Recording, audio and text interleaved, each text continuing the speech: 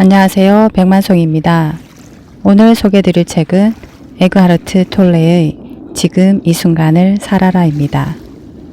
나 자신을 못마땅하게 생각하는 나는 누구인가 라는 의문을 계기로 진정한 존재 상태를 깨닫게 되고 생각과 마음, 감정의 작용 등을 알기 쉽게 풀어줍니다.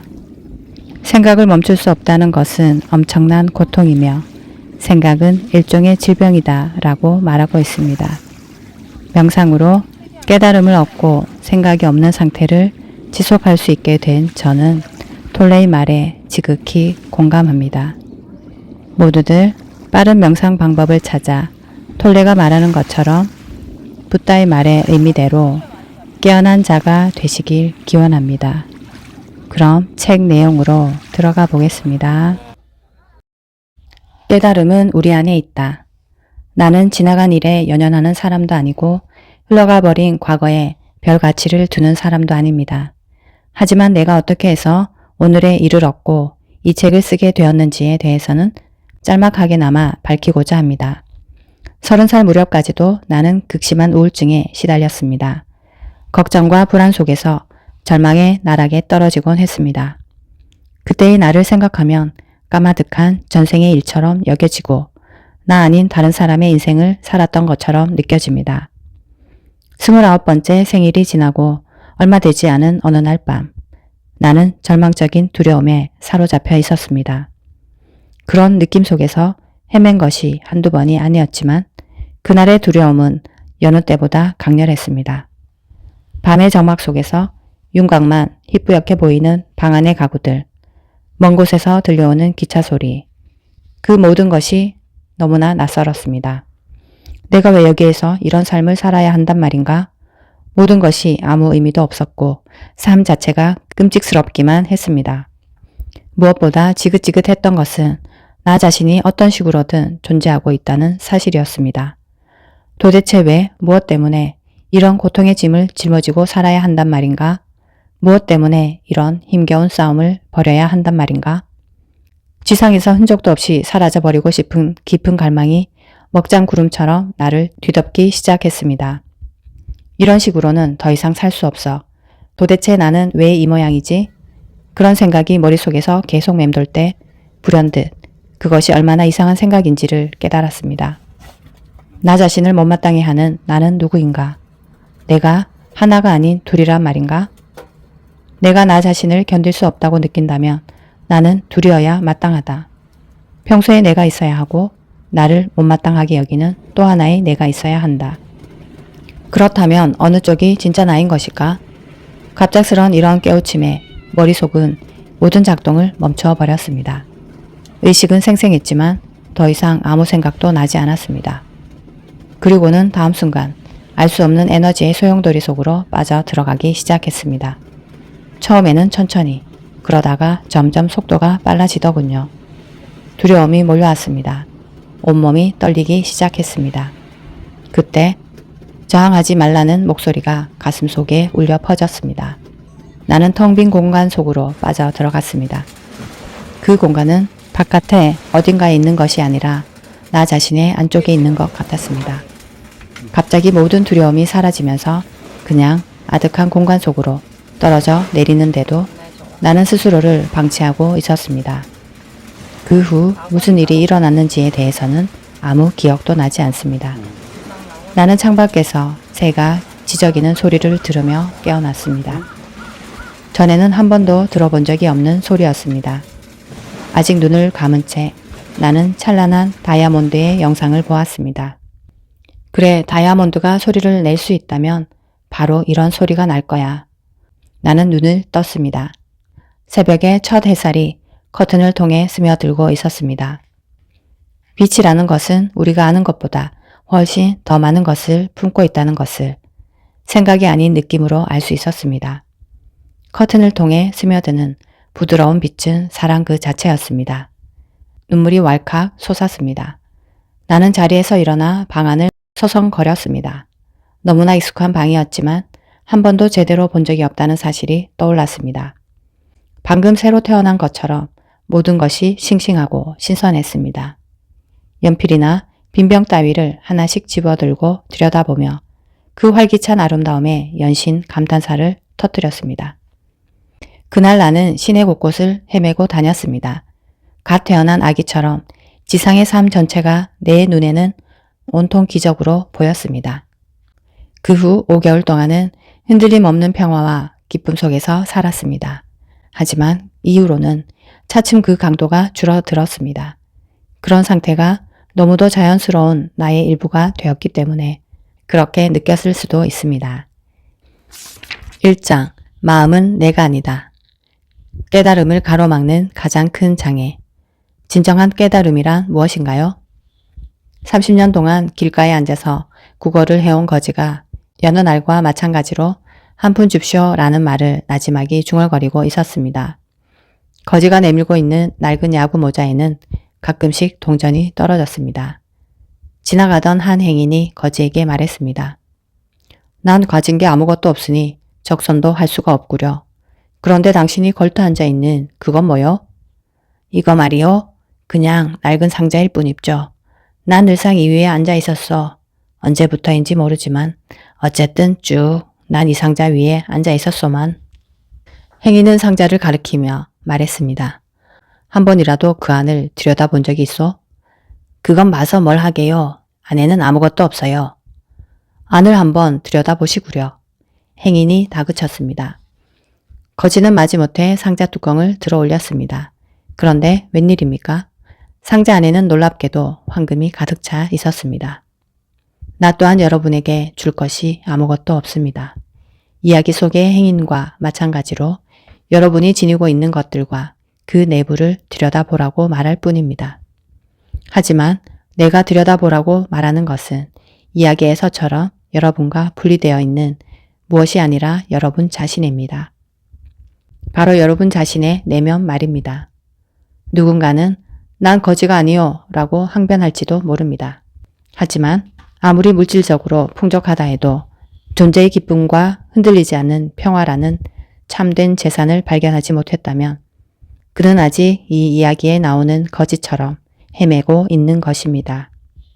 우리는 대체로 충만한 기쁨의 조각들을 자신의 가치나 안전이나 사랑을 외부에서 찾아 헤매고 있습니다.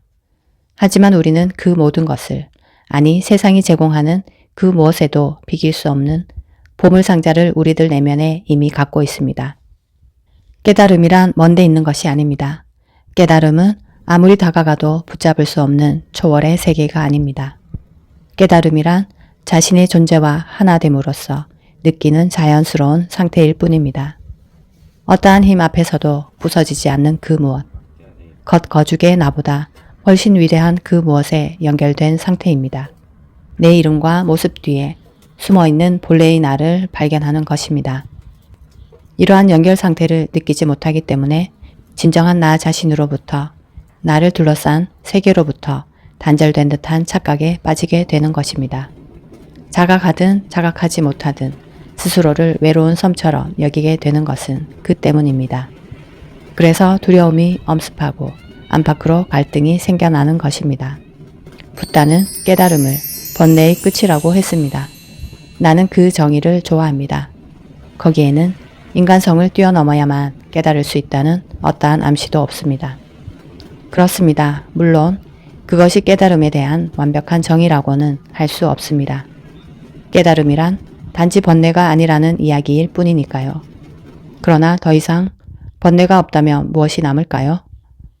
붓다는 거기에 대해서 말이 없습니다. 그 침묵에 담긴 알맹이는 우리 스스로 찾아야 합니다. 깨달음이란 우리가 도달할 수 없는 초월적인 목표가 아닙니다. 그것을 우리에게 일러주기 위해 붓다는 그런 표현을 사용한 것입니다.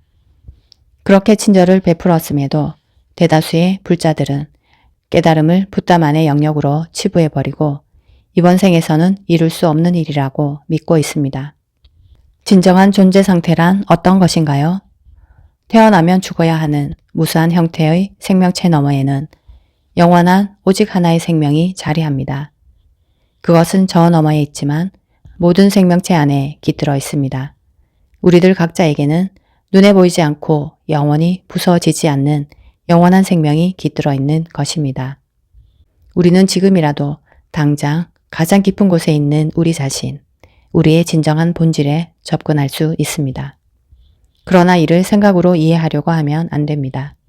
이해하려고 하지 마십시오. 생각이 정지되었을 때만 그 본질을 알 수 있습니다. 지금 이 순간에 충만하고 강렬하게 집중하고 있을 때만이 진정한 존재 상태를 느낄 수 있습니다. 마음의 헤아림으로는 그것을 이해할 수 없습니다. 그러한 있음의 상태에 활짝 깨어 있으면서 그 느낌, 그 앞에 머무는 것이 밝은 깨달음의 상태라고 할 수 있습니다. 진정한 존재 상태란 신의 상태가 아닌가요? 그런데 당신은 왜 신이라는 말을 사용하지 않나요? 신이라는 단어는 수천 년 동안 잘못 사용된 나머지 그 의미가 공허해지고 말았습니다. 나는 그 말을 아끼는 편입니다.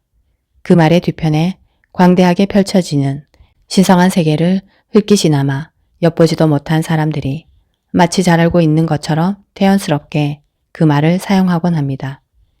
그들은 자신이 무엇을 부정하고 있는지 알지 못한 채 신을 부정하기도 합니다.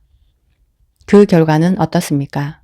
내가 믿는 신만이 유일한 신이고 당신이 믿는 신은 거짓이라는 어리석은 주장과 믿음에 빠지게 됩니다.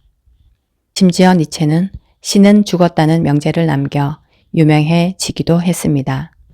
신이라는 말 자체가 닫힌 개념이 되어버렸습니다. 그 단어를 입 밖에 내는 순간 인간적인 어떤 이미지가 창조되고 맙니다. 지성으로는 단순히 흰 수염을 기른 노인이라고 생각하지 않을지라도 우리 밖에 있는 누군가를 상상하게 되죠. 그리고 그럴 경우에는 대체로 남성적인 누군가를 상상하게 마련입니다. 신이라고 하든 존재라고 하든 혹은 다른 단어를 쓰든 그 말 뒤에 숨은 실제를 정의하거나 설명할 수는 없습니다. 유일하게 중요한 문제가 있다면 그 말이 품고 있는 바를 우리가 경험하는 것입니다. 때로는 말 자체가 본래의 뜻을 방해하는 경우가 적지 않기 때문입니다. 우리 자신도 의식하지 못하는 사이에 우리 바깥에 누군가를 내세워 우상으로 삼으려는 경향이 있는 것이 사실입니다. 나는 존재라는 단어를 자주 사용하는 편입니다. 존재라는 단어는 열린 개념이라는 장점이 있습니다. 적어도 그 단어는 눈에 보이지 않는 무한함을 제한된 것으로 축소하진 않습니다. 존재라는 말을 듣고 인간적인 이미지를 떠올릴 사람은 없을 것입니다. 배타적으로 독점할 수 있는 무엇이라고 생각할 사람도 없을 것입니다. 존재야말로 당신 자신의 정수입니다. 존재라고 하면 무엇보다도 당신 자신의 현존 상태를 우선적으로 느낄 수 있을 겁니다. 나는 이것이다. 나는 저것이다. 라고 규정하기 이전에 생생한 있음 자체를 가리키는 말인 것입니다. 그러므로 존재라는 단어는 당신 자신의 존재를 향해 한 발자국이라도 가까이 다가가게 하는 말입니다. 우리 자신의 진정한 존재 상태를 경험하지 못하게 가로막는 가장 큰 장애는 무엇이라고 생각하나요? 우리는 마음이라는 것을 우리 자신과 동일시합니다. 그 때문에 무언가를 생각하지 않으면 안 된다고 스스로를 억압하고 있는 것입니다. 생각을 멈출 수 없다는 것이 사실은 엄청난 고통임에도 우리는 이를 깨닫지 못하고 있습니다. 대부분의 사람들이 그런 고통을 겪으면서도 그것을 정상적인 것으로 받아들이고 있습니다. 그칠 줄 모르는 생각의 행렬이 소음이 되어 내면의 고요한 세계를 발견하지 못하도록 가로막고 있는 것입니다. 우리 자신의 진정한 본질은 내면의 고요한 세계와 일치합니다. 갖가지 생각을 헤아리면서 그런 생각들을 나라고 착각하기 때문에 거짓된 자아가 만들어지고 두려움과 고통의 그림자가 드리워지는 것입니다. 이 점에 대해서는 나중에 더 자세히 설명하겠습니다. 데카르트는 나는 생각한다. 그러므로 존재한다 라는 명제를 만들어 놓고 스스로 가장 근본적인 진리를 발견했다고 믿었습니다. 하지만 그는 사실 가장 기본적인 오류를 범한 셈입니다. 생각을 자기 존재라고 착각한 것이지요. 우리들 대부분이 그렇지만 머릿속 헤아림을 쫓아가다 보면 문제와 갈등이 끊임없이 일어납니다. 그 결과 미친 듯이 복잡한 세상에 휩쓸리게 됩니다. 그리고 세상은 조각조각 부서진 우리들 마음을 고스란히 반영하고 있습니다. 깨달음이란 만물의 배경을 이루는 하나의 상태에 머물러 전체성으로서 살아가는 것이고 평화로운 상태입니다. 눈에 보이지 않는 가장 깊은 곳에 진정한 자아와 하나 될 뿐만 아니라 눈에 보이는 물질화된 세상 속의 생명력과도 하나가 되는 것입니다. 깨달음이란 안팎으로 일어나는 고통과 계속되는 갈등의 끝일 뿐 아니라 멈출 줄 모르는 생각의 끝이기도 합니다. 우리를 노예처럼 구속하는 생각으로부터 벗어난다는 것은 얼마나 멋진 해방입니까? 자신을 마음과 동일시하면 보이지 않는 장막이 생겨나 고정관념에 사로잡히게 되고 말이나 이미지를 곡해하고 자기 나름의 판단을 내리게 되므로 진정한 관계를 이루지 못하게 됩니다. 그 장막이 당신과 진정한 당신 사이를, 당신과 당신의 동료 사이를, 당신과 자연 사이를, 당신과 신 사이를 가로막고 있습니다. 이런 생각의 장막으로 인해 서로 분리되어 있다는 착각을 하게 되는 것입니다. 그래서 당신은 여기에 있고 당신과는 전적으로 분리된 다른 것이 저기에 있다는 환상 속에서 살아가게 되는 것입니다. 눈에 보이는 물리적인 모습들과 형상들의 차원 밑바닥에서 당신은 진실로 만물과 하나입니다. 생각이라는 장막에 가려 그 본질을 잊고 있을 뿐입니다. 망각으로 인해 이런 하나됨의 상태를 자명한 현실로 느낄 수 없는 것입니다. 삼라만상이 하나라는 사실을 믿을 수 있을지는 모르지만 그것을 경험을 통해서 확연하게 알지는 못하는 것입니다. 믿음이 위안을 줄 수 있을지도 모릅니다. 하지만 직접 체험하지 않고서는 진정한 자유로움을 얻을 수 없습니다. 생각이라는 것은 일종의 질병입니다. 질병은 균형이 무너질 때 생깁니다. 균형이 무너진다는 것은 어떤 의미일까요? 예를 들어 몸 안의 세포가 분열하고 증식하는 것 자체는 당연하고 자연스러운 상태입니다. 그러나 이 과정이 몸 전체의 질서와 상관없이 계속된다면 세포들이 급격히 증가해서 병에 걸리게 됩니다. 올바르게 사용하면 마음은 아주 훌륭한 도구이지만 잘못 사용하면 대단한 파괴력을 갖게 됩니다. 더 정확히 말하자면 잘못 사용하는 정도가 아니라 마음이 우리를 부리는 상태가 되어버립니다. 마음을 부리지 못하고 부림을 당하는 것이 곧 병입니다. 나를 내 마음이라고 믿는 것은 환상이요 기만입니다. 부림을 당해야 할 도구가 주인의 자리를 점령하고만 꼴입니다. 전적으로 수긍이 가지는 않는군요. 대부분의 사람들과 마찬가지로 나 또한 부질없는 생각을 많이 하는 편입니다. 그래도 무엇인가를 얻고 성취하기 위해서는 마음을 사용해야 하는 것 아닌가요? 나는 항상 그렇게 마음을 사용해 왔습니다. 십자말 풀이를 하고 원자폭탄을 만들어낼 수 있다고 해서 당신이 마음을 사용하고 있는 것은 아닙니다. 개들이 뼈다귀를 물어뜯기 좋아하는 것처럼 마음은 늘 문제점을 붙들고 늘어지기를 좋아합니다. 그것이 십자말풀이나 원자폭탄 만들기에 매달리게 된 이유입니다.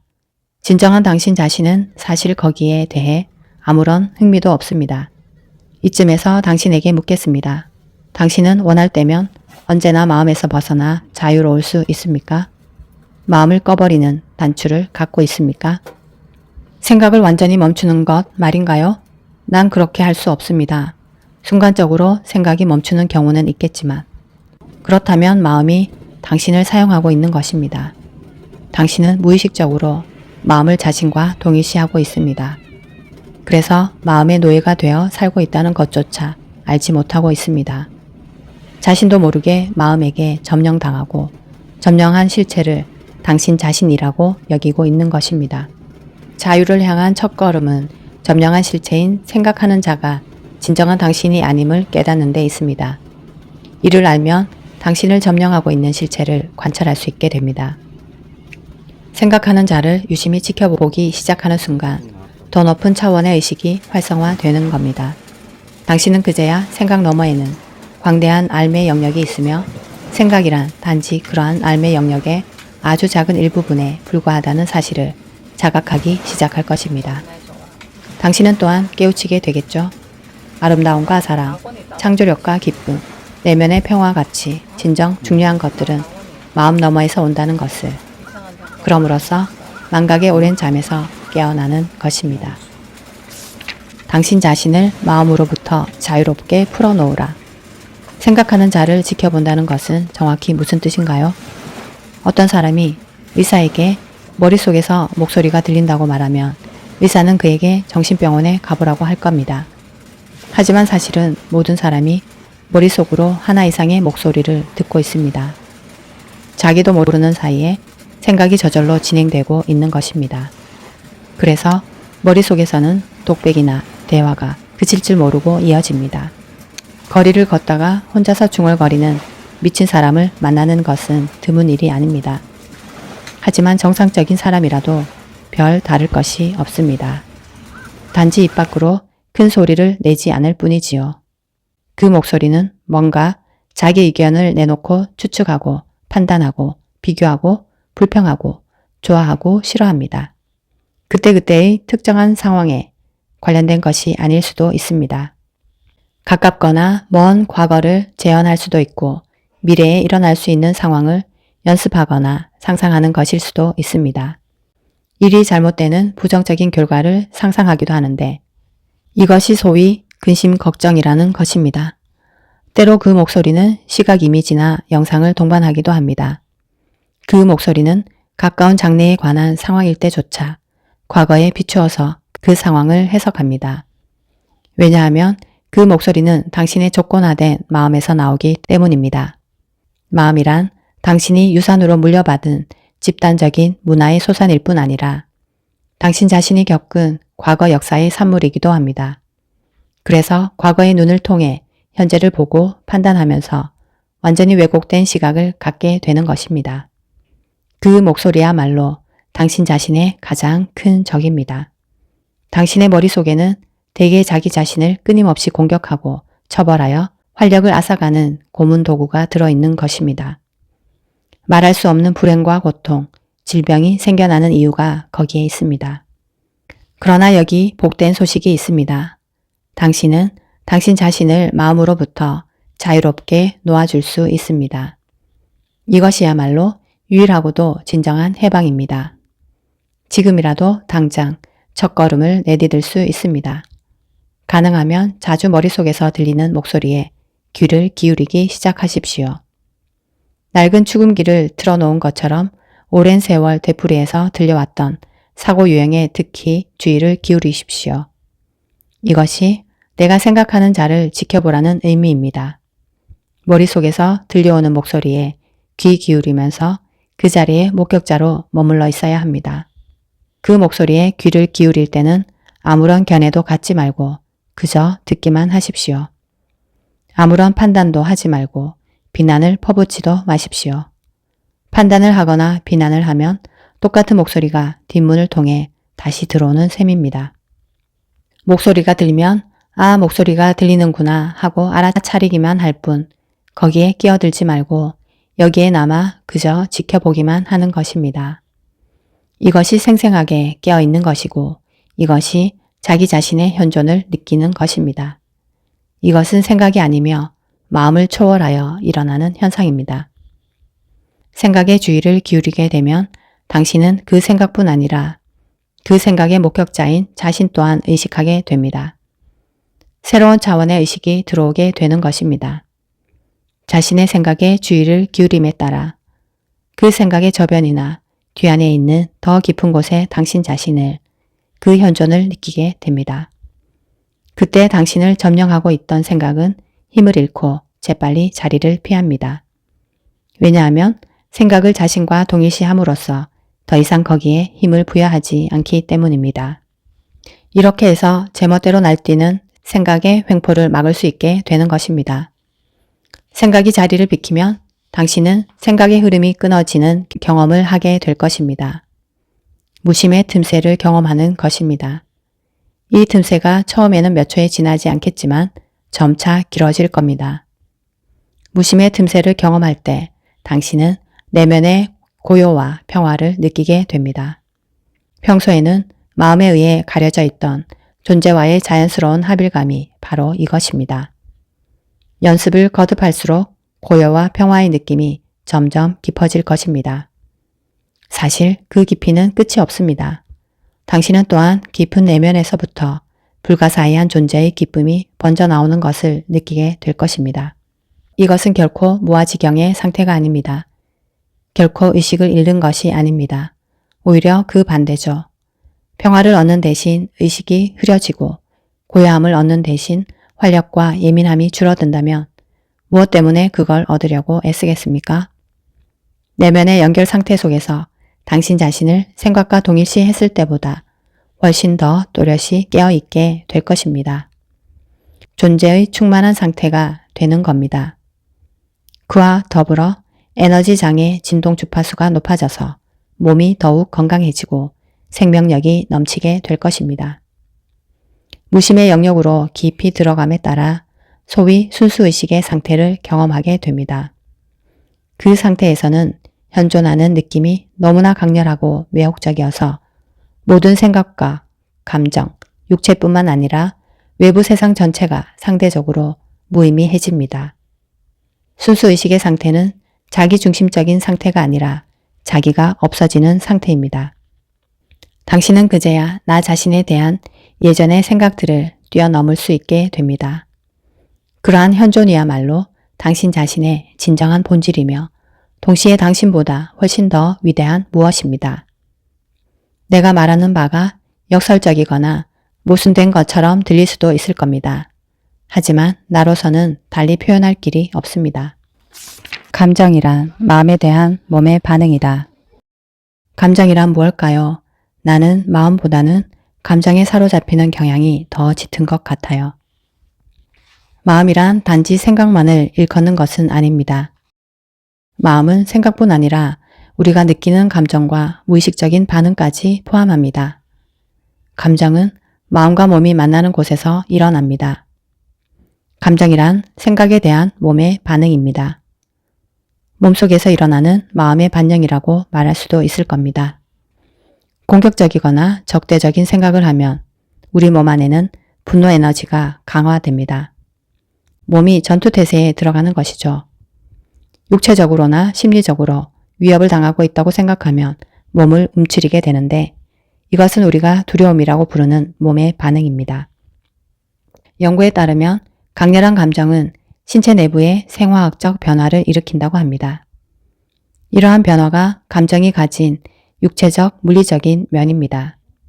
대개가 자신의 사고 유형을 모두 다 의식하고 있는 것이 아니어서 자신의 감정을 지켜봄으로써 비로소 자신의 생각을 알 수 있는 경우도 있습니다.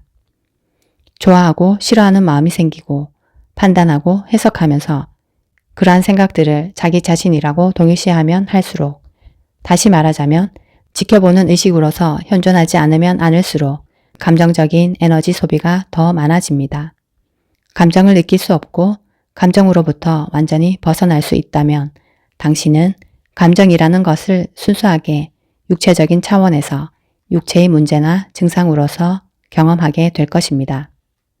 여기에 대해서는 최근 몇 년 동안 많은 책이 쓰여진 바 있습니다.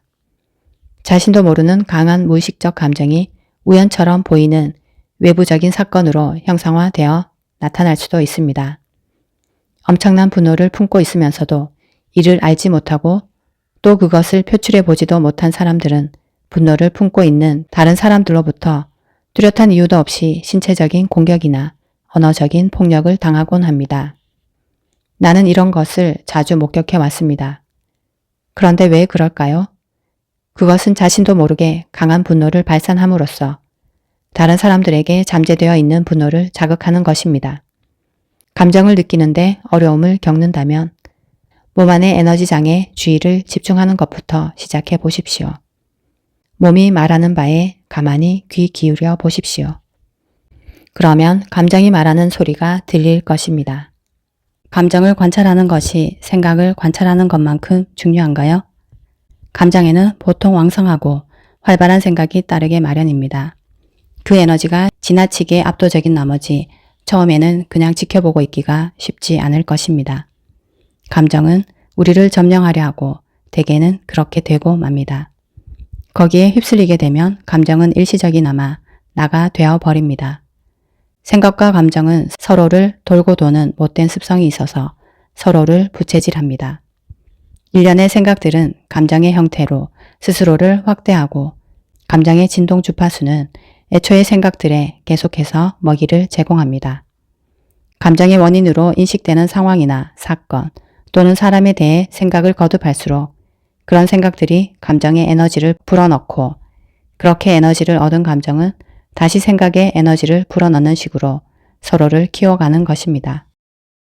진정한 우리 자신은 이름과 형상 너머에 있습니다. 모든 감정은 진정한 자신에 대한 인식을 상실함으로써 느끼게 된 애초의 원시적인 감정이 변형된 것입니다. 애초에 그 감정은 성격이 불분명해서 딱히 무엇라고 이름 짓기 곤란합니다. 그나마 두려움이라는 단어가 거기에 가깝다고 할 수 있을 겁니다. 지속적인 위협을 느끼는 것만이 두려움은 아닙니다. 자포자기와 자신의 불완전함을 깊이 느끼는 것 또한 두려움입니다. 인간의 밑바닥에 깔려있는 이런 감정은 그 모습을 선명하게 드러내지 않는 만큼 그냥 고통이라고 부르는 편이 적당할지도 모릅니다. 마음이 수행하는 주요한 과업 중 하나는 이런 감정적인 고통에 대항하여 싸우거나 그것을 제거하는 것입니다. 마음이 그토록 분주한 것은 바로 이를 위해서입니다. 하지만 마음은 기껏해야 일시적으로 고통을 덮어두는 정도의 성과밖에 거두지 못합니다. 사실 마음이 고통을 없애려고 싸우면 싸울수록 고통은 점점 더 심해집니다. 마음은 결코 해결책을 찾을 수 없으며 당신으로 하여금 해결책을 찾도록 허락하지도 않습니다. 왜냐하면 마음 자체가 문제의 근원이기 때문이죠. 경찰서장이 불을 질러놓고는 방화범을 찾아 헤매는 것과 마찬가지입니다. 자기 자신을 마음과 동일시하는 일을 그만둘 때까지는 이런 고통에서 결코 자유로울 수 없을 겁니다. 다시 말하자면 에고의 옷을 벗어 던져야만 합니다. 에고라는 거짓된 자아가 권자에서 물러날 때만이 진정한 자기 자신이 본연의 모습을 드러낼 수 있는 겁니다. 여러분은 이렇게 질문할 것입니다. 사랑이나 기쁨 같은 긍정적인 감정도 설 자리가 없나요? 사랑과 기쁨은 진정한 자신과 연결될 때 자연스럽게 흘러나옵니다. 우리 본연의 상태가 곧 사랑과 기쁨의 상태이기 때문에 그 감정들과 때려야 뗄 수 없는 것입니다. 생각의 흐름 속에 틈새가 생길 때면 언제라도 사랑과 기쁨을 맛볼 수 있고 잠시나마 심오한 평화를 경험할 수 있습니다. 하지만 대부분의 사람들은 그러한 틈새를 경험하는 일이 지극히 드물고 어쩌다 우연히 경험할 뿐입니다. 지극히 아름다운 상황에 놓여 있을 때, 육체가 극도로 피곤해졌을 때, 혹은 위기일발의 상황에 처했을 때 마음이 할 말을 잃는 상태가 되기도 합니다. 갑작스럽게 내적인 고요함을 겪게 되는 것입니다. 그러한 고요함 속에는 미묘하면서도 강렬한 기쁨이 있고 사랑과 평화가 있습니다. 하지만 그런 순간은 대개 오래 지속되지 않습니다. 마음이 곧 생각이라는 시끄러운 활동으로 돌아가기 때문이죠. 사랑과 기쁨과 평화는 생각의 지배로부터 우리 스스로를 해방시키기 전까지는 꽃피울 수 없습니다. 사랑과 기쁨과 평화는 감정이라고 부를 수 있는 것이 아닙니다. 감정 넘어 훨씬 더 깊은 차원에 존재하는 것입니다. 감정을 완전히 의식하고 느낄 수 있어야만 그 너머의 것들도 느낄 수 있습니다. 감정이란 문자 그대로 교란을 의미하는 것입니다. 사랑과 기쁨과 평화는 존재의 심오한 상태입니다. 자신의 진정한 존재와 내적으로 연결된 상태인 것입니다. 그런 상태는 마음 너머에서 일어나기 때문에 대립이 없습니다. 반면 마음의 일부인 감정은 이원성의 법칙에 따릅니다. 간단히 말하자면 악이 없으면 선도 없습니다. 마음을 자신과 동일시하는 깨닫지 못한 상태에서 경험하는 기쁨이란 고통의 반대편에 있는 쾌락에 지나지 않아서 오래가지 못합니다. 거기에 사로잡혀서는 쾌락과 고통이라는 극단을 오갈 수 있을 뿐입니다. 쾌락은 항상 외부에서 오지만 기쁨은 내면에서 일어납니다. 오늘 즐거움을 주는 바로 그것이 내일은 고통으로 변할 수 있습니다. 쾌락이 떠난 자리에는 고통이 남게 되는 것입니다. 우리가 흔히 사랑이라고 부르는 것 또한 마찬가지입니다. 잠시 동안은 즐겁고 흥미로울 수 있겠지만 사랑은 위태롭고 중독적인 집착이기 쉬워서 스위치를 한번 누르기만 하면 완전히 거꾸로 뒤집히고 맙니다. 수많은 사랑의 관계들을 보십시오. 처음에 도취 상태가 지나가면 사랑과 증오가 밀고 당기기를 되풀이할 뿐입니다. 진정한 사랑은 우리에게 고통을 주지 않습니다. 왜 그럴까요? 진정한 사랑은 갑작스럽게 증오로 변하지 않고 진정한 기쁨 또한 쉽사리 고통으로 변하지 않기 때문입니다. 자신을 마음과 동일시하는 데서 벗어나지 못한 상태에서도 진정한 기쁨과 진정한 사랑을, 내면의 깊은 평화를 고요하면서도 진정 살아있다는 감각을 잠깐 경험할 수는 있습니다. 그런 상태야말로 우리 본연의 모습이지만 대개는 마음에 의해 흐려져 있기 일쑤입니다. 중독된 사랑의 관계 속에서도 오염되고 부패되지 않은 어떤 순간을 경험할 수는 있습니다. 하지만 그런 순간은 잠시뿐이고 마음의 방해로 곧 사라져 버리고 맙니다. 그러면 매우 소중한 무언가를 잃어버린 듯한 느낌이 들 수도 있을 겁니다. 혹은 그것은 단지 부질없는 환상이었을 뿐이라는 마음의 속삭임에 설득당할지도 모릅니다. 하지만 그것은 환상이 아닙니다.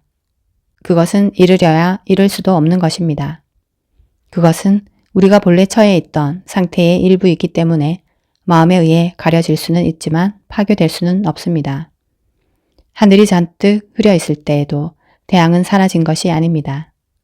태양은 여전히 구름 뒤편에 존재하고 있습니다. 붓다는 고통이나 번뇌가 욕망이나 집착에서 생겨나며 고통에서 벗어나려면 욕망의 사슬을 끊어야 한다고 말했습니다. 모든 탐욕은 순수한 존재의 기쁨 대신 외부 세상과 미래에서 구원이나 만족을 추구하는 마음입니다. 나와 나의 마음을 동일시하는 한 그러한 탐욕, 욕구, 바람, 애착, 혐오에서 벗어날 수 없지만 그런 것들과 분리되면 나는 존재하지도 않게 됩니다. 단지 어떤 가능성, 어떤 충족되지 못한 잠재력, 아직 뿌려지지 않은 씨앗으로 존재할 뿐입니다. 그런 상태에서는 자유나 깨달음에 대한 바람조차도 미래의 만족이나 완성을 위한 또 다른 집착에 불과합니다. 욕망으로부터 벗어나려고 하지 마십시오. 깨달음을 성취하려고 하지 마십시오. 지금 이 순간에 존재하십시오. 마음을 지켜보는 자로서 남아 있어야 합니다. 붓다의 말을 인용하는 대신 붓다가 되십시오. 붓다라는 말이 의미하는 바대로 깨어난 자가 되십시오. 은총의 상태에서 떨어져 나온 인간들은 시간과 마음의 영역에 묶여 충만한 존재의 상태를 잃어버리고 영겁의 세월 동안 고통의 소나기에 있었습니다. 스스로 근원과 이어지지 못하고 서로에게 이어지지 못한 채 우주를 떠도는 무의미한 조각들로 인식하고 있었습니다. 마음을 자신이라고 여기는 한, 다시 말하자면 영적으로 깨어나지 못하는 한 고통은 피할 수 없습니다. 우선 감정적인 고통을 피할 수 없을 것이고 감정적인 고통은 육체의 고통과 질병의 원인이 되었을 겁니다. 원망, 증오, 자기연민, 죄의식, 분노, 우울, 질투, 심지어는 사소한 조바심조차도 모두 고통의 모습들입니다. 쾌락이나 감정적인 도취는 고통의 씨앗을 함께 내포하고 있어서 언젠가는 반대쪽으로 움직이게 되어 있습니다. 예를 들어 마약을 복용한 직후에는 잠시 고양된 상태에 있지만 얼마 지나지 않아 나락으로 떨어지게 됩니다. 쾌락은 결국 고통으로 변하게 됩니다. 즐거움의 원천이 되었던 인간관계 또한 그렇게도 덧없이, 그렇게도 쉽사리 고통의 원인이 되어 버립니다. 더 높은 곳에서 내려다보면 부정과 긍정은 동전의 양면에 지나지 않습니다.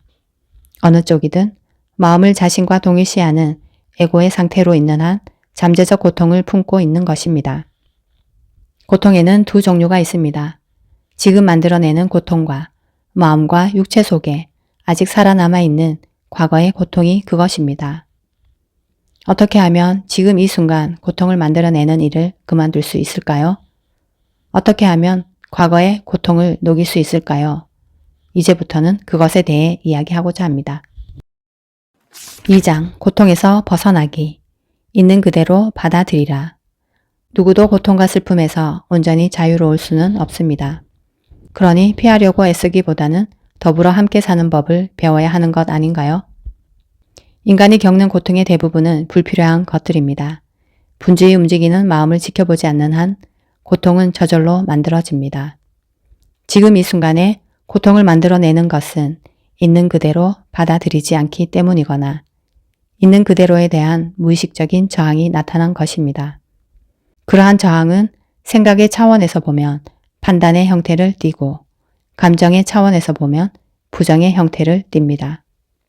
고통의 강도는 지금 이 순간 저항하는 정도에 달려 있으며 이것은 다시 자신과 마음을 얼마나 동일시하느냐에 달려 있습니다. 마음은 언제나 지금 이 순간을 부정하고 거기서 탈출하려 합니다. 다시 말하자면 마음과 자신을 동일시할수록 우리는 더 많은 고통을 받게 됩니다. 이렇게 정리할 수도 있을 겁니다. 지금 이 순간을 있는 그대로 받아들이고 존중할수록 우리는 고통으로부터, 번뇌로부터, 에고의 마음으로부터 자유로워진다고 말입니다. 그렇다면 마음은 어째서 지금을 습관적으로 부정하는 걸까요? 왜 지금에 저항하는 걸까요? 마음은 과거와 미래라는 시간이 없으면 기능하지 못하고 통제되지 않기 때문입니다. 그래서 시간을 초월해 존재하는 지금을 위협적으로 느끼게 됩니다. 사실 시간과 마음은 분리되어 있는 것이 아닙니다. 지구에 사람은 없고 식물과 동물만 살고 있다고 상상해 보십시오. 그래도 여전히 과거와 미래가 있을까요? 그래도 여전히 시간이 가치를 지니게 될까요? 거기에서는 지금 몇 시야? 라든가 오늘이 며칠이야? 라는 질문이 아무런 의미도 지니지 못할 겁니다. 그런 질문을 받으면 떡갈나무나 독수리는 어리둥절해하며 되물을 겁니다. 시간이라고? 그리고 답할 겁니다. 글쎄 말할 것도 없이 지금이지 뭐. 시간은 지금이야. 달리 뭐가 있겠어? 그렇습니다. 이 세상에서 살아가자면 마음과 시간이 필요할지도 모르지만 그것들이 우리의 삶을 점령하게 되면 거기에는 부작용과 고통과 슬픔이 따르게 됩니다. 마음은 자신이 지배자로 남기 위해서 지금 이 순간을 과거와 미래로 덮어버리려고 합니다. 그래서 지금 이 순간과 분리될 수 없는 무한히 창조적인 존재의 잠재력과 생명력은 시간에 의해 가려지게 되고 우리의 진정한 본성은 마음에 의해 흐려지게 됩니다. 인간의 마음 속에는 시간의 무거운 짐이 끊임없이 축적되어 왔습니다. 저마다 무거운 짐을 짊어진 채 고통받고 있습니다. 그러면서도 그들은 소중한 지금 이 순간을 무시하고 부정합니다. 마음속에만 존재하며 실제하지 않는 미래에 도달하기 위한 수단으로 지금을 축소해 버리면서 매번 그 짐을 더욱 무겁게 하고 있습니다. 집단이나 개개인의 마음이 만들어내고 쌓을 뿐인 시간 속에는 과거에 기인하는 엄청난 양의 고통이 잔재로 남아 있습니다. 자신과 다른 사람들에게 더 이상 고통을 주고 싶지 않다면 과거에 받은 고통의 찌꺼기를 당신 안에 차곡차곡 쌓아두고 싶지 않다면 더 이상 시간을 창조하지 마십시오. 실생활에 필요한 경우에만 사용하도록 하십시오. 어떻게 하면 시간을 만들어내지 않을 수 있을까요? 현재의 순간만이 내가 갖고 있는 전부라는 것을 깊이 인식하십시오. 지금 이 순간을 삶의 구심점으로 삼으십시오. 시간 속에 살면서 잠깐씩만 지금 이 순간에 들르는 것이 아니라 지금 이 순간에 살면서 실제로 필요한 경우에만 과거와 미래를 잠깐씩 방문하도록 하십시오. 현재의 순간에게 항상 내라고 말하십시오. 그러한 상황에 저항하는 것보다 무익하고 어리석은 태도가 있을까요? 삶은 항상 지금이 있을 뿐인데도 그러한 삶 자체에 반대하는 것보다 더 미친 짓이 있을까요? 있는 그대로 내맡기십시오. 삶에게 내라고 말하십시오. 그제야 삶은 당신을 거역하지 않고 당신을 향해 움직이기 시작할 것입니다. 지금 이 순간이 때로는 못마땅하고 불쾌하고 끔찍할 수도 있는 것 아닌가요? 그렇다고 생각하면 그런 것입니다. 당신의 마음이 불쾌하다든가 못마땅하다는 이름표를 어떻게 붙이는지 그 과정을 지켜보십시오. 이처럼 이름표를 붙이는 행위가 그칠 줄 모르고 판단을 계속하는 행위가 고통과 불행을 창조합니다. 그 마음자리를 지켜보십시오. 마음이 작용하는 것을 지켜봄으로써 당신은 되풀이되는 마음의 저항 습관에서 빠져나오게 되고 현재의 순간이 존재하도록 허용할 수 있게 됩니다. 그럼으로써 외부 조건에 얽매이지 않고 진정한 내면의 자유를 맛볼 수 있을 것입니다. 그런 다음 무슨 일이 일어나는지를 살펴보고 필요한 행동이나 가능한 행동을 취하십시오. 받아들이십시오. 그러고 나서 행동을 취하십시오. 지금의 순간이 담고 있는 것이 무엇이든 당신이 그것을 선택한 것으로 받아들이십시오. 언제나 지금 이 순간과 함께 움직이면서 거기에 저항하지 마십시오. 지금을 적이 아닌 벗이나 동맹자로 삼으십시오. 당신의 삶 전체가 기적적으로 바뀌게 될 것입니다. 과거에 집착하지 말라. 지금의 힘에 접속되지 않으면 당신이 경험하는 모든 감정적인 고통은 그 찌꺼기를 남기게 됩니다. 그것은 이미 자리하고 있는 과거에 기인하는 고통과 합쳐져서 마음과 몸속에 자리 잡게 됩니다. 물론 이런 고통의 찌꺼기들 속에는 당신이 어린 시절 세상에 대해 무지했기 때문에 당한 고통도 들어 있습니다. 이렇게 축적된 고통은 부정적인 에너지 장으로서 당신의 몸과 마음을 점령하게 됩니다. 당신이 만약 이러한 부정적인 에너지 장을 자기 나름대로의 권리가 아닌 보이지 않는 실체로 바라볼 수 있다면 진실에 아주 가깝게 접근한 것입니다. 감정적인 업장은 활동 상태에 있기도 하지만 잠복된 상태로 남아있기도 합니다. 대개 시간의 90% 정도는 잠복 상태로 남아 있습니다. 그러나 심한 불행에 빠진 사람에게서는 100%로 활동할 수도 있습니다. 거의 전적으로 업장을 통해 살아가는 사람이 있는가 하면 배반이나 상실, 버림받음 같은 특정한 상황 속에서만 업장을 경험하는 사람도 있습니다. 업장은 무엇에든지 자극을 받아 다시 살아날 수 있습니다. 과거의 상처를 건드릴 때는 특히 더 그렇습니다. 잠복 단계에서 깨어날 준비가 되어 있을 때 업장은 문득 떠오르는 생각이나 가까운 누군가가 무심코 하는 말에도 활성화될 수 있습니다. 어떤 업장은 계속해서 투정을 멈추지 않는 아이처럼 때로는 불편하지만 별로 해가 되지 않는 경우도 있습니다. 하지만 어떤 경우는 사악하고 파괴적인 괴물이 되고 진짜 악마가 되기도 합니다. 육체적으로 해를 입힐 수도 있지만 그보다 감정적인 상처를 주는 경우가 더 많습니다. 어떤 경우는 주위 사람들이나 가까운 사람들을 공격하고 어떤 경우는 나 자신을 공격할 수도 있습니다. 그럴 때 우리가 삶에 대해 갖는 생각과 느낌은 매우 부정적이고 자기 파괴적인 성향을 띠게 됩니다. 질병과 사고는 종종 이런 상태에서 일어납니다. 어떤 업장은 자기 주인을 자살로 몰고 가기도 합니다. 어떤 사람을 잘 안다고 생각했다가 갑작스럽게 이질적이고 험악한 모습을 보고는 깜짝 놀라는 경우가 있을 것입니다.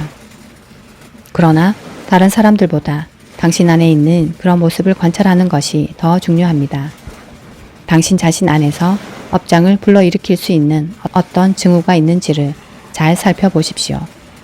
불안, 초조, 우울한 기분, 폭력성, 분노, 원망, 좌절, 인간관계를 복잡하게 만들려는 욕구 등 어떤 형태로든 업장이 잠복 상태에서 깨어나는 순간을 잘 포착하십시오.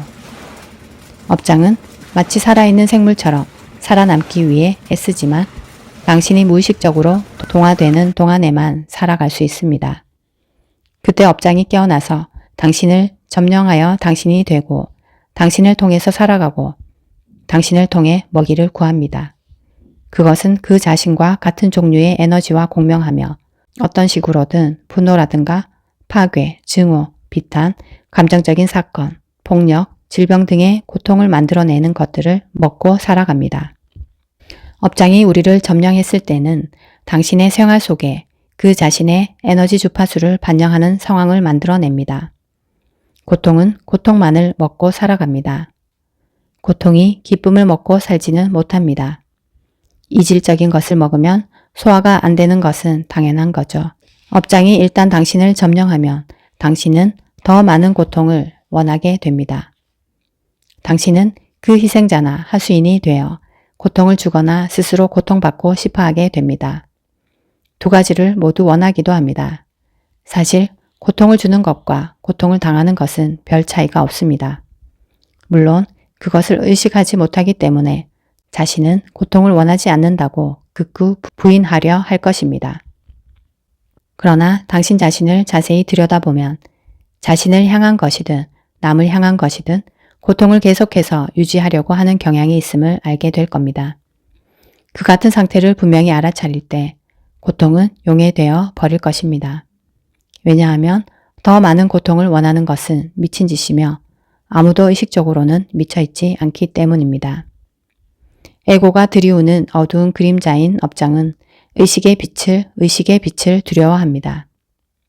그것은 자신의 정체가 탄로 날까봐 겁을 먹고 있습니다. 업장은 우리가 거기에 무의식적으로 동화되어 있어야만 살 수 있습니다. 또한 우리가 고통과 대면하기를 무의식적으로 두려워하고 있을 때에만 살 수 있습니다. 따라서 고통을 당당히 마주보지 않는다면, 고통을 향해 의식의 빛을 비추지 않는다면 업장은 계속해서 다시 살아날 수밖에 없습니다. 업장이라고 하면 감히 쳐다볼 수 없는 위험한 괴물처럼 생각할지도 모르지만 장담하건대 그것은 우리의 현존하는 힘을 견디지 못하는 허약한 환영에 불과합니다. 어떤 영적 가르침들은 모든 고통이 궁극적으로 환상이라고 말하기도 합니다. 그 말은 진리입니다. 문제는 그 말이 우리 자신에게 진리로 적용되고 있느냐 하는 것입니다. 그냥 믿는 것만으로는 안 됩니다. 남은 여생 동안 계속해서 고통을 겪으면서도 그것이 환상이라고 주장만 할 겁니까? 입으로만 환상이라고 되뇌인다고 해서 고통에서 벗어날 수 있을까요? 우리가 여기에서 다루고자 하는 것은 진리를 깨닫고 실천하는 방법입니다. 직접 체험함으로써 진리를 살아있게 하는 것입니다. 업장은 우리가 그것을 직접 관찰하면서 있는 그대로 보기를 원하지 않습니다. 우리가 그것을 관찰하고 우리 안에 에너지 장을 느끼고 거기에 주의를 기울이는 순간 업장과 우리 자신을 동일시했던 의식은 깨지게 됩니다. 더 높은 차원의 의식이 들어오는 것입니다. 나는 그것을 현존이라고 부릅니다. 우리는 이제 업장의 목격자 혹은 증인이 된 것입니다. 다시 말하자면 업장은 더 이상 나로 가장함으로써 나를 사용할 수 없게 되고 더 이상 나를 통해 힘을 충전할 수 없게 됩니다. 그럼으로써 진정한 내면의 힘을 발견하게 됩니다. 지금의 힘에 접속된 것입니다. 시청해주셔서 감사합니다.